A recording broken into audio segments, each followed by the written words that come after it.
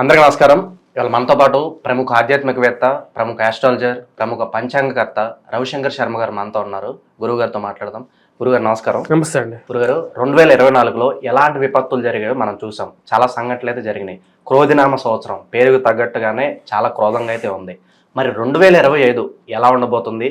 మన రాష్ట్రంలోనూ దేశంలోనూ ఏమన్నా పొలిటికల్ పరంగా ఎలాంటి మార్పులు చేయబోతున్నాయి? అలాగే అసలు ఈ 2025 ఎవరికి కలిసి వస్తుంది, ఎవరికి కలిసి రాదు, ఎలాంటి పరిస్థితులు ఉండబోతున్నాయి? ఓకే, తప్పకుండా. ఇప్పుడు 2025 వచ్చేటప్పటికి 2025 ముందు మాట్లాడే ముందు 19 నుంచి 21 గురించి కూడా మనం మాట్లాడాలి. 2019లో మన కోవిడ్ అనే విపత్తి రావటం, దాని తర్వాత 2021 వరకు కూడా దాని యొక్క ప్రభావం అనేది కొనసాగింది అన్నమాట. దీని ప్రభావం కొనసాగడానికి గ్రహస్థితి, అప్పుడున్నటువంటి గ్రహస్థితి రీత్యా వచ్చేటప్పటికి గురువు యొక్క గ్రహస్థితి, గురువు ఉన్న స్థితిలో వచ్చేటప్పటికి కొన్ని మార్పులు ఉన్నాయి. అంటే అతిచార స్థితిలో లేటటువంటి గురువు, అంటే నార్మల్గా 0.04 degrees మూవ్ అవ్వాల్సినటువంటి గురువు చాలా స్లో మూమెంట్ అండి. దాంతోపాటు మనకు భూగోళానికి అండ్ గ్రహస్థితిలో కూడా వచ్చేటప్పటికి కాలసర్ప దోషం లాంటి ఒక దోషం పట్టింది. అటువంటి స్థితి దాదాపు 2019 నుంచి 2021 వరకు మొదటి 6 months అయితే దాదాపుగా లాక్డౌన్ లాంటి ప్రభావం జరగటం, జనాలందరూ కష్టపడ్డం. దాని తర్వాత ఇప్పుడు కూడా ఆ ప్రభావం అనేది ఇంకా అందరూ అనుభవిస్తూనే ఉన్నారు. కానీ ఇప్పుడు 2024లో వచ్చేటప్పటికి క్రోధినామ సంవత్సరం ఇలా అవ్వటానికి గల కారణం క్రోధి అని ఉండడం అనేది అదొకటే స్థితి కాదు. యాక్చువల్గా చెప్పాలంటే ఎప్పుడైనా సరే పంచాంగ విశ్లేషణలో కూడా వచ్చేటప్పటికి రాజ్యాధిపతి ఎవరైతే కుజుడు ఉన్నాడో ఈ సంవత్సరాధిపతి నీచత్వం పొందున్నాడు. అంటే దాదాపు 3 months, అంటే జనవరి వరకు కూడా కుజుడు రెట్రోగ్రేడ్ మూవ్మెంట్లోనూ అదేవిధంగా నీచత్వ స్థితిలోనూ కొనసాగుతూ ఉంటాడు. రాజు ఎప్పుడైతే నీచత్వ స్థితిలోకి పోతాడో అదేవిధంగా గురువు కూడా వచ్చేటప్పటికి అంత అనుకూలంగా లేడు, శత్రుస్థానంలో గురువు ఉన్నాడు అన్నమాట. ఇలాంటి స్థితిలో ఉన్నప్పుడు ఏమవుతుందంటే జనరల్గా ఎకనామికల్ అండ్ మెల్ట్డౌన్ జరగటం కానీ, లేకపోతే పవర్ షిఫ్ట్ అవటం కానీ, గ్లోబల్ ఇంపాక్ట్ రావడం కానీ జరుగుతూ ఉంటుంది. అది మనం ఇప్పుడు చూస్తున్నాం అన్నమాట. ఇప్పుడు వార్స్ ఏవైతే జరుగుతున్నామో, ఉక్రెయిన్ రష్యా వారు, దాని తర్వాత ఇంకొక వార్స్ కూడా ఏవైతే ఉన్నాయో అవి ఇజ్రాయెల్ వార్ ఒకటి జరుగుతున్నది. దాంతోపాటు ఇప్పుడు ఇంచుమించుగా చెప్పాలంటే మనకు సియోల్, అంటే మనకు ఇక కొరియా ఉంది కదా, కొరియాలో నార్త్ కొరియా, నార్త్ కొరియా కూడా ఇప్పుడు 2024లో అలాగే ఉంది. 2025లో వచ్చేటప్పటికి గ్రహస్థితిలో మనం చెప్పాలంటే మనకు ఉగాది, కానీ వేరే పశ్చిమ దేశాలకి అది అక్కడ బాంబుల మోతం మోగుతుంది అనమాట. అంటే కరెక్ట్గా మనం చెప్పాలంటే మనకు 30వ తారీఖు ఉగాది, 2025 మార్చి 30వ తారీఖు మనకు ఉగాది అవుతుంది. మనకు 30వ తారీఖు సూర్యగ్రహణం ఉంది, ఇండియాలో లేదు, అది కొన్ని దేశాలను కనపడుతుంది. ఆ యొక్క దేశాలు కూడా వచ్చేటప్పటికి లిబియా ఒకటి, దాని తర్వాత యూరప్ కంట్రీస్, దాని తర్వాత రష్యాలో వెస్ట్ పార్ట్లో రష్యాలో, దాని తర్వాత మళ్ళీ వచ్చేటప్పటికి కొన్ని ఆఫ్రికా దేశాల్లో కనపడుతుంది అన్నమాట. అది ఎక్కడైతే ఈ యొక్క సూర్యగ్రహణం ఇంపాక్ట్ ఉంటుందో అక్కడ వచ్చేటప్పటికి అంత అనుకూలంగా ఉండదు. ఆఫ్రికాలో కూడా దీని ఇంపాక్ట్ ఉంటుంది.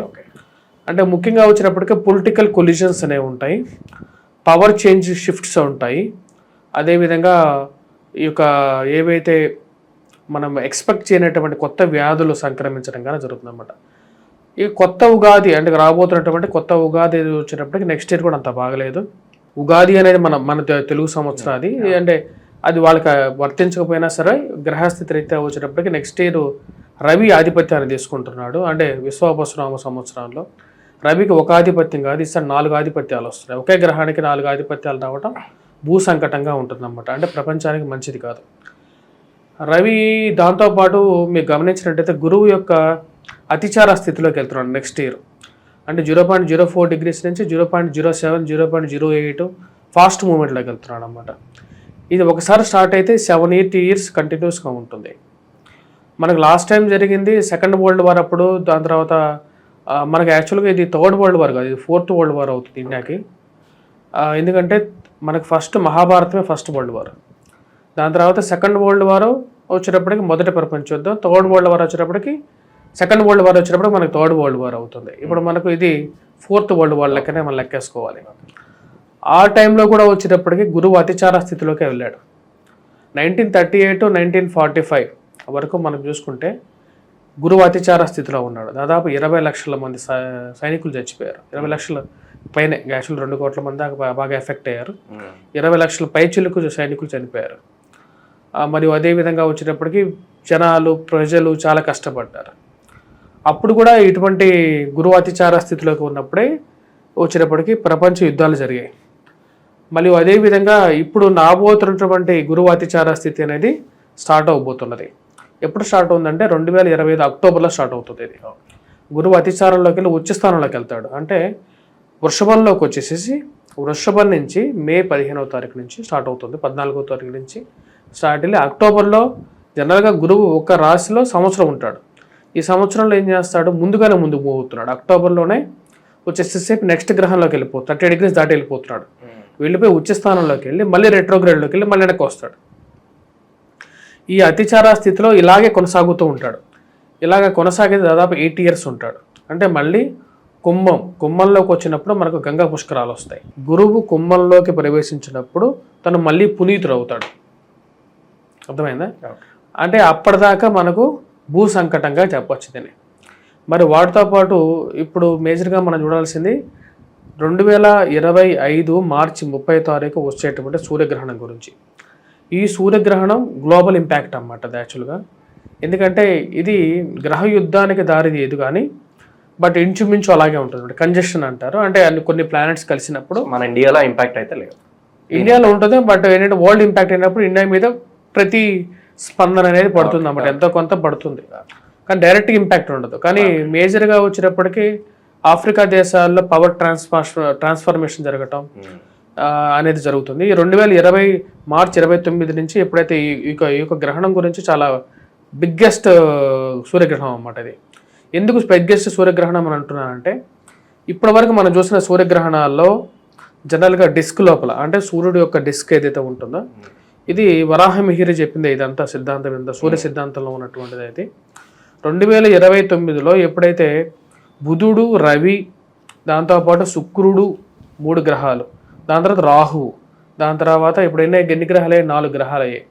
వీటితో పాటు చంద్రుడు 5 గ్రహాలు, దాని తర్వాత ఇంకొక గ్రహం కూడా కలుస్తుంది అన్నమాట. అంటే బుధుడు ఎక్సెప్ట్ కలవంది కుజుడు, గురువు, కేతువు కలవరు.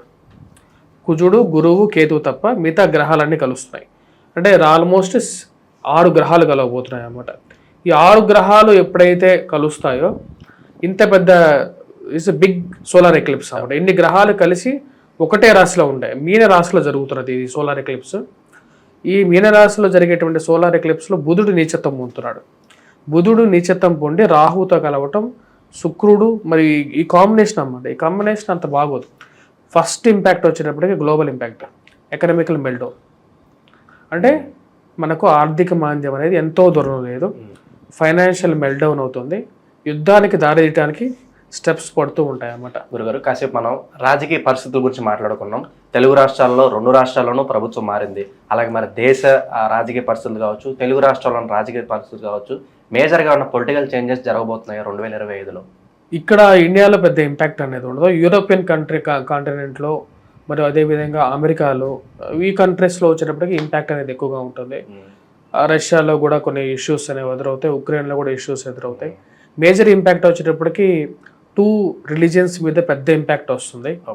క్రిస్టియన్ డామినేటెడ్ కంట్రీస్ ఏవైతే వెస్ట్ ఏషియాలో ఉన్నటువంటి కంట్రీస్ ఉన్నాయి కదా, చైనా, అమెరికా, దాని తర్వాత యూరోపియన్ యూనియన్లో ఉన్న క్రిస్టియన్ కంట్రీస్, రష్యా, ఉక్రెయిన్ ఈ కంట్రీస్ కూడా క్రిస్టియన్ కంట్రీసే. ఈ కంట్రీస్కి నెక్స్ట్ ముస్లిం కంట్రీస్కి పెద్ద గొడవ స్టార్ట్ అవుతుంది. ఇదే పెద్ద యుద్ధంగా గ్లోబల్ పోలరైజేషన్ అవుతుంది అన్నమాట. అంటే ముస్లిమ్స్ వర్సెస్ క్రిస్టియన్స్గా మొత్తం యుద్ధం అనేది మారుతుంది అన్నమాట. అలా మారడానికి కూడా ఛాన్సెస్ అనేది ఎక్కువగా ఉంది. ఇది 2 మతాల మధ్య గొడవ అనేది ఎక్కువగా పెద్దదవడానికి కూడా అవకాశం అనేది ఉంది. ఇది ఒక్కసారి స్టార్ట్ అయితే తొందరగా ఎండ్ అవుతుంది ఇది. ఎందుకంటే గురువు అతిచారంలోకి వెళ్తే ఇది మొత్తాన్ని నాశనం చేసేదాకా వదులుతాం అన్నమాట. ఇది పంచాంగ సిద్ధాంతాల్లో కూడా ఇదే రాసింది. గురువు అతిచారంలోకి వెళ్ళినప్పుడు స్త్రీలు, గర్భిణీలు, ప్రజలు ఆహాకారాలతో మిన్నుండుతాయి. అంటే వాళ్ళు ఆర్తనాదాలతో మిన్నుండుతాయి. అంటే జనాలు కష్టాలు పడతారు అని చెప్పేసి ఒక ఇండికేషన్ ఇది. దాని తగినట్టుగానే గురువు అతిచారంలో ఒకసారికి వెళ్తే దాదాపు 8 సంవత్సరాలు అతిచారంలో ఉంటాడు. మనకు World War II జరిగినప్పుడు కూడా గురువు అతిచారంలో ఉన్నాడు. అదేవిధంగా మహాభారతం జరిగినప్పుడు కూడా ఉంది. అంటే గురువు యొక్క ఇంపాక్ట్ అనేది ప్లస్ నెక్స్ట్ ఇయర్ గురువు అంత మంచి స్థానంలోకి రావట్లేదు. ఎందుకంటే మిథునంలోకి వచ్చేటువంటి గురువు కూడా వచ్చి అన్కంఫర్టబుల్ పొజిషన్లోకి వస్తున్నాడు అనమాట. అంటే శత్రుస్థానంలోకి వస్తున్నాడు. శత్రుస్థానంలో ఉన్నటువంటి గురువు కూడా బలమైనటువంటి స్థానంలో వెళ్ళాడు. దానితోడు అతిచారం కూడా జరుగుతుంది. కాబట్టి ఇది మెయిన్గా ప్రపంచం మీద వ్యతిరేకమైనటువంటి భావన చూపిస్తుంది. మెయిన్గా డిసీజెస్ అనేవి కొత్తగా అవుట్ బ్రేక్ అవుతాయి. దాంతోపాటు రేపు జరిగేటువంటి 2029 మార్చ్ తర్వాత కాలసర్పదోషం లాంటి స్థితి ఏదైతే ఉంటుందో ఈ యొక్క స్థితి అనేది 6 months పాటు ఉంటుంది. అంటే అన్ని గ్రహాలు రాహు కేతుల మధ్యలోనే ఎంట్రాప్ అయిపోయి ఉంటాయి. ఇది మన కోవిడ్ టైంలో కూడా చూసాం. 2019లో కూడా 2009లో కూడా అన్ని గ్రహాలు ఒక సైడ్కి వచ్చేసేసి ఒక సైడు ఎటువంటి గ్రహాలు లేకుండా గ్రహస్థితుల మార్పు ఉంటుంది. అలాగే 6 నెలల పాటు అండ్ మళ్ళీ సెప్టెంబర్ అక్టోబర్ దాకా కూడా ఉంటాయి. సో కొత్త వ్యాధులు సంక్రమించడానికి ప్రజలు ఎక్కువగా ఇబ్బంది పడడానికి కారకంగా ఉంటుంది. కాబట్టి జనాలు కొంచెం జాగ్రత్తగా అంటే మనం చేతుల్లో లేనిదని మనం మాత్రం ఏం చేయగలుగుతాం అనేది కూడా ఒకటి ఇంపార్టెంట్ ఫ్యాక్టర్. బట్ ఏంటంటే వీటితో పాటు ఈ ఎర్త్ క్వేక్స్ కానీ లేకుండా ఉంటాయి. ఎందుకంటే గురువు అతిచారంలోకి వెళ్తున్నాడు కాబట్టి ఎర్త్ క్వేక్స్ కానీ భూ సంబంధితమైనటువంటి విషయాల్లో కానీ దీని ఇంపాక్ట్ అనేది ఎక్కువగా ఉంటుంది. సునామీ కావచ్చు, ఎర్త్ క్వేక్స్, ఇలాంటి న్యాచురల్ డిజాస్టర్స్ కూడా నెక్స్ట్ ఇయర్ నుంచి బాగా ఎక్కువగా ఉంటాయి. గురువు ఎప్పుడైతే పునీతుడు అవుతాడో అంటే మళ్ళీ గురువు పునీతుడు అయ్యేది కుంభ సంక్రమణ జరిగినప్పుడే. అంటే 2032కి మళ్ళీ కుంభంలోకి గురువు ప్రవేశిస్తాడు. ఇప్పుడు అలాగే రైతు అనేవాడు దేశానికి వెన్నెముక్క. మరి రైతులకు ఎలా ఉండబోతుంది 2025 వర్షపాతం పరంగా, ఫుడ్ ప్రొడక్షన్ పరంగా ఎలా ఉండబోతుంది? యాక్చువల్గా వీటన్నిటిలో కల్లా బాగా లాభపడేది రైతులే లాభపడతారు. ఎందుకంటే నెక్స్ట్ రాబోయే పరిస్థితులు ఎలా ఉంటాయంటే భూమికి అంటే భూ సంబంధిత వ్యవసాయానికి వీటన్నిటికీ బాగుంటుంది. నెక్స్ట్ ఇయర్ వచ్చేటప్పటికి బాగా పండేటువంటి పంటలు కూడా వచ్చేటప్పటికి రాగులు, సజ్జలు, మినుములు, మిల్లెట్స్ ఇవన్నీ జనాలు కూడా ఆరోగ్యానికి ఎక్కువగా ఇంపార్టెన్స్ ఇవ్వటం, వాటి మీద ఎక్కువ పప్పు ధాన్యాలు ఎక్కువగా పండటం. ఎందుకంటే రవి ఆధిపత్యాన్ని తీసుకున్నాడు కాబట్టి మార్చి నుంచి విశ్వమస్సులో అవే ఎక్కువగా పండుతాయి. ఇంకోటి ఏంటంటే నెక్స్ట్ ఇయర్ ఎర్రటి భూములు ఎక్కువగా పండుతాయి. కందులు, మినుములు మరియు ఈ యొక్క ధాన్యాలు ఎక్కువగా పండుతాయి. వాటికి రేటు కూడా బాగా పలుకుతుంటుంది. వాటితో పాటు నెక్స్ట్ ఇయర్ చాలా ఇంపార్టెంట్ థింగ్ ఏంటంటే సూర్యుడి యొక్క ప్రతాపం అనేది భూమి మీద ఎక్కువగా ఉంటుంది. తద్వారా వచ్చేటప్పటికి సూర్యుడి ప్రతాపం ఎక్కువగా ఉన్నప్పుడు ఏమవుతుంది అంటే భూమి మీద ఎండ విపరీతంగా ఉంటుంది. అంటే మేకి ఎండలు విపరీతంగా తారెత్తేస్తాయి అన్నమాట. ఆ లెవెల్లో ఇప్పుడు ఎలాగైతే చలి ఎలాగైతే ఉందో ఇప్పుడు 2024లో చలి ఎలాగైతే ఉందో ఆ టైంకి నీకు బాగా ఎండలు 2025 మేలో మళ్ళీ చలి అలాగే ఉంటుంది, ఎండ అలాగే ఉంటుంది అన్నమాట. ఏఐ ఆర్టిఫిషియల్ ఇంటెలిజెన్స్ అనేది చాలా ఇప్పుడు బాగా డిమాండ్ అయిపోయింది.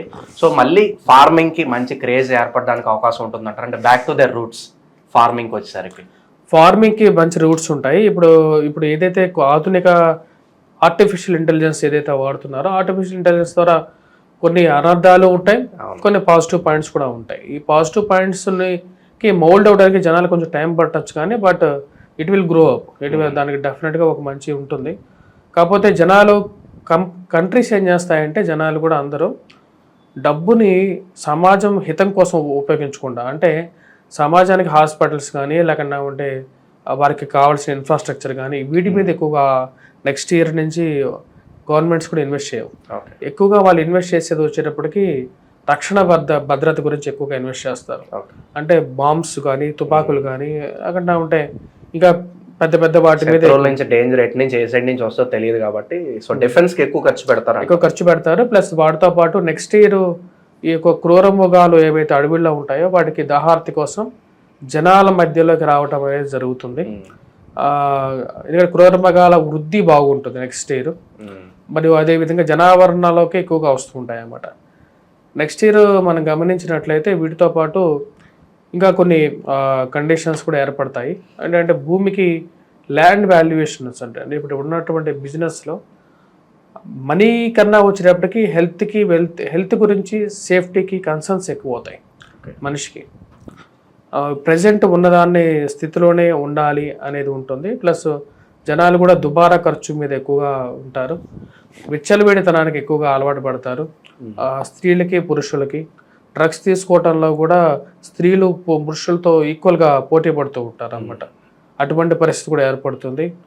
వైవాహిక జీవితాలు కుటుంబ బాంధవ్యాలకి ఎక్కువగా వాల్యూ ఇచ్చే వాళ్ళు తగ్గిపోతూ ఉంటారు.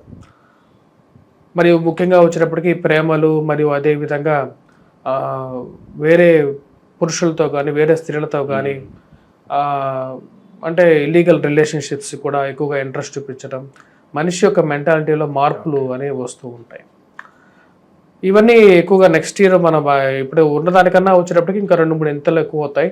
ఇప్పుడు మనం ఎక్కువగా చూస్తున్నటువంటి ఈ కొత్త రకమైనటువంటి మోసాలు ఏవైతే ఉన్నాయో, ఫోన్ చేసేసి అది ఉంది, డిజిటల్ అరెస్ట్లు, ఇవన్నీ కొత్త రూపాంతరం తీసుకుంటాయి. ఎందుకంటే వన్స్ వారం స్టార్ట్ అయ్యి పీక్స్లోకి వెళ్ళిపోయిన తర్వాత మనీ డ్రై అవుతూ ఉన్నప్పుడు జనాలు ఏదో విధంగా డబ్బు సంపాదిద్దాం, మనకు డబ్బు వస్తే చాలు అనే విధంగా ఆలోచన అనేది మారుతూ ఉంటుంది. కానీ దాని నీతి న్యాయం అనేది కొంచెం సన్నగిల్లిపోతూ ఉంటుంది అన్నమాట జనాల్లో. అంటే వాళ్ళ యొక్క కంఫర్ట్నెస్ చూసుకుంటారే కానీ ఎవరి దగ్గర నుంచి దొంగతనం చేస్తున్నాం అనేది పక్క వెళ్ళిపోతారు. రాజకీయంగా చూసుకుంటే నెక్స్ట్ ఇయర్ ఇండియాకి ఒక మంచి రోల్ అనేది వస్తుంది, ఒక రోల్ ప్లే చేయగలుగుతుంది. దౌత్య పరంగా ఇండియాకి వచ్చేటప్పటికి ఒక మంచి వాల్యూ ఉంది. ఇప్పుడు జయశంకర్ ఎవరైతే మంచి మినిస్టర్ ఎవరైతే ఉన్నారో మంచి రోల్ ప్లే చేస్తున్నారో, అలాగే ఇండియాకి కూడా వచ్చేటప్పటికి మంచి రోల్ అనేది ఉంటుంది. దౌత్యపరంగా వేరే దేశాలతో మంచి సఖ్యత పెంపొందించుకోగలుగుతుంది. కాకపోతే చుట్టుపక్కల ఉన్నటువంటి కంట్రీస్ బంగ్లాదేశ్, పాకిస్తాన్, ఈ దేశాలతో ఇండియాకి తలకాయ నొప్పులు తప్పవు. శ్రీలంకతో కూడా అలాగే ఉంటుంది వైరాలు. మనం మంచి చేసినా సరే వాళ్ళు అంటే మనం పూలు పంపిస్తే వాళ్ళు బాంబులు పంపించే టైప్గా సమాజంలో అంటే వాళ్ళ మెంటాలిటీస్ అలా ఉంటాయి కాబట్టి అలాగే జరుగుతుంటుంది. కానీ India will have a good role గానే ఉంటుంది. ఇండియాకి ఎదుగుదల ఇప్పుడు వాళ్ళందరూ ఈ గొడవల్లో పడి ఉన్నప్పుడు మనకు ఒక మంచి లీడ్ అనేది దొరుకుతుంది. ఆల్వేస్ ఇండియాకి మంచి రోల్ ప్లే చేయగలుగుతుంది. మరి వాటితో పాటు నెక్స్ట్ ఇయర్ చూసుకుంటే మన పంటల విషయంలో వచ్చేటప్పటికి వ్యవసాయ పరంగా ఇండియాకి మంచి వర్షాలు ఉంటాయి. కాకపోతే కొన్ని నగరాలకు వచ్చేటప్పటికి ఇది అంత అనుకూలంగా ఉండదు. ముఖ్యంగా వచ్చేటప్పటికి కొన్ని నగరాలు మునిగిపోవటం, చెన్నై మెయిన్గా చెన్నైకి మళ్ళీ వరదల ముప్పు ఉంటుంది. హైదరాబాద్లో కూడా వర్షాలు విపరీతంగా పడతాయి. అంటే పడితే అసలు వర్షం పడదు, లేకపోతే పడితే మటుకు కుంభవృష్టి పడుతుంది. దాన్ని ఖండవృష్టి అంటారు అన్నమాట. ఖండవృష్టి పడి అది ఖండవృష్టి కూడా ఉపయోగపడదు. ఒకేసారి పెద్ద వర్షం పడితే అది చెట్లకు కూడా ఉపయోగపడుతుంది అన్నమాట. చిన్న వర్షం పడుతూ ఉంటే అది అందరికి ఉపయోగపడుతుంది జనరల్గా. అలాంటి ఖండవృష్టిలో పడుతూ ఉంటాయి. ఆ ఖండవృష్టిల వల్ల వచ్చేటప్పటికి నగరాలు నీట మునగటం అనేది జరుగుతుంది యాక్చువల్ నెక్స్ట్ ఇయర్. వాటితో పాటు వర్షాల అనేది పడినా సరే ఇలా ఈ విధంగా ఉంటుంది. పంటల మధ్యలో సడన్గా నాశనం అయిపోవటము. మెయిన్గా ప్రాఫిటబుల్గా వచ్చేటప్పటికి ఆయిల్ ట్రేడ్ బాగుంటుంది. ఆయిల్ ట్రేడ్లో కూడా వచ్చేటప్పటికి ఈ వార్ జరిగే టైంకి మెయిన్గా వచ్చేటప్పటికి 2029 గ్రహణం చెప్పాం కదా, ఆ గ్రహణ సమయానికి ఒకేసారిగా రేట్లు పెరుగుతాయి అన్నమాట గ్రహణ తర్వాత. ఎందుకంటే బుధుడు కూడా నీచత్వం పొందున్నాడు కదా, ఆ టైంలో ఒకేసారిగా వచ్చినప్పటికీ ఆయిల్ రేట్ అనేది పెరుగుతుంది. దానికి మెయిన్గా బుధుడు ఆ సోలార్ ఎక్లిప్స్లో ఉన్నాడు కదా, సో దాని ఇంపాక్ట్ అనేది ఉంటుంది. గురుగారు అలాగే చివరి ప్రశ్న, 2025లో ఏ బిజినెస్లు భూమిలోకి రాబోతున్నాయి? ఎవరన్నా కొత్త వ్యాపారాలు పెట్టాలంటే ఏ వ్యాపారాలు మీరు సజెస్ట్ చేస్తారు? కొత్త వ్యాపారాలు నెక్స్ట్ ఇయర్ పెట్టాలంటే వచ్చేటప్పటికి పల్సెస్ బాగా పనికొస్తాయి.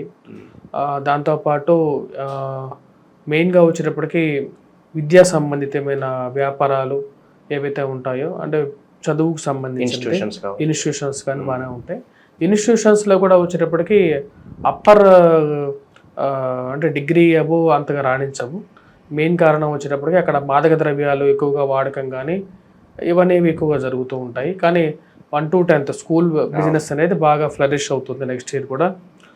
నెక్స్ట్ ఇంకా pulses grains, food related businesses ఇవన్నీ బాగా సక్సెస్ అవుతాయి. మార్కెట్ అనేది అంటే ఎవరైతే స్టాక్ మార్కెట్లో ఇన్వెస్ట్ చేయాలనుకుంటున్నారో డైరెక్ట్గా మటుకు వాళ్ళు చాలా జాగ్రత్తగా ఉండాలి. నెక్స్ట్ అంత స్టేబుల్గా ఉండదు.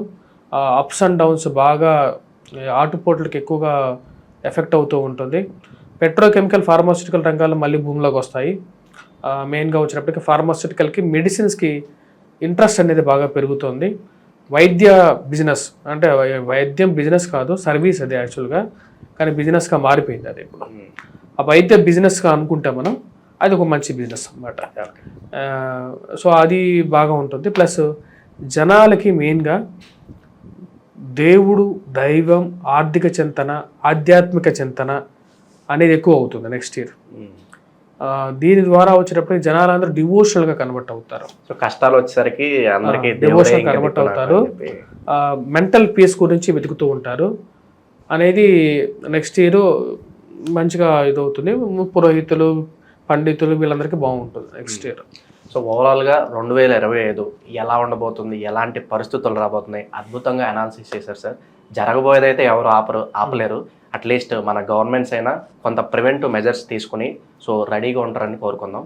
ఛానల్ తరపు నుంచి అలాగే ప్రేక్షకుల తరపు నుంచి నూతన సంవత్సర శుభాకాంక్షలు. ధన్యవాదాలు.